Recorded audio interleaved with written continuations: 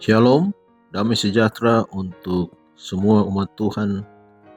Di malam hari ini kita boleh bersyukur melewati hari pertama di tahun 2026. Untuk itu, sebelum kita akan renungkan firman Tuhan, kita awali dengan doa.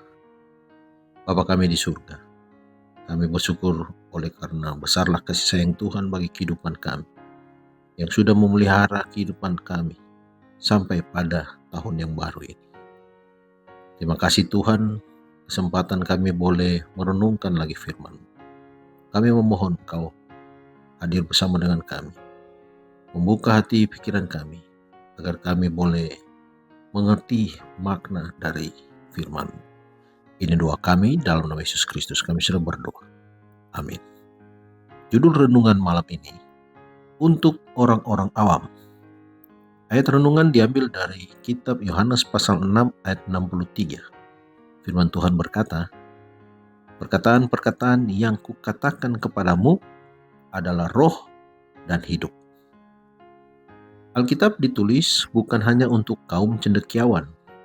Sebaliknya, Alkitab itu dirancang untuk orang awam. Kebenaran-kebenaran besar yang perlu demi memperoleh keselamatan sudah dinyatakan dengan jelas bagai siang hari, dan tidak seorang pun akan salah atau tersesat kecuali orang itu menurut pertimbangan pikirannya sendiri, gantinya kehendak Allah yang telah dinyatakan dengan jelas itu. Kita jangan berpegang pada kesaksian seseorang tentang pengajaran kitab suci, melainkan seharusnya mempelajari firman Allah bagi diri kita sendiri. Jika kita membiarkan orang lain berpikir untuk kita, maka tenaga kita akan timpang dan kemampuan menjadi sempit. Kesanggupan pikiran yang mulia itu dikerdilkan karena tidak digunakan dan dipusatkan kepada perkara-perkara yang berharga, sehingga menghilangkan kemampuan menangkap kedalaman makna firman Allah. Pikiran akan menjadi luas apabila digunakan untuk mencari hubungan perkara-perkara kitab suci, membandingkannya bagian demi bagian, serta perkara rohani dengan perkara rohani. Tidak ada yang lebih menguatkan pikiran melebihi belajar kitab suci. Tiada buku lain melebihinya, yang begitu kuat meninggikan pikiran, memberikan kekuatan kepada kemampuan, meluaskan kebenaran-kebenaran yang meninggikan dalam kitab suci. Jika firman Allah dipelajari dengan semestinya, maka manusia yang mempelajarinya akan mempunyai pikiran yang luas, sebuah tabiat mulia, dan tekad teguh yang jarang kelihatan pada zaman ini. Hanya sedikit saja manfaat yang diperoleh dari membaca kitab suci secara terburu-buru. Seseorang dapat membaca seluruh Alkitab namun tidak berhasil melihat keindahannya serta mengerti kedalaman maknanya yang tersembunyi.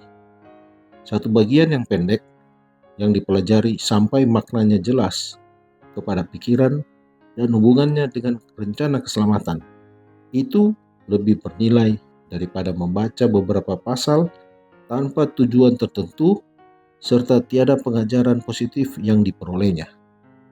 Peganglah selalu Alkitabmu.